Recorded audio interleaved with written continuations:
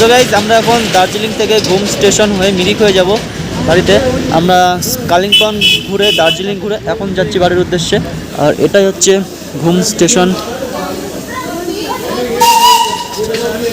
পৃথিবীর সবথেকে উচ্চতম রেল স্টেশন হচ্ছে এই ঘুম রেল স্টেশন, দেখতেই পাচ্ছেন। আর আপনারা একবার হলেও এই ঘুম রেল স্টেশন এসে ঘুরে যাবেন এবং এখান থেকে আপনারা চাইলে টয় ট্রেনে ঘুরে সারা দার্জিলিংটা ঘুরতে পারবেন। আর একটা ওভার ব্রিজ আছে, দেখতে পাচ্ছেন আপনারা। আর এটা হচ্ছে ঘুম রেল স্টেশনের সম্পূর্ণ দৃশ্য।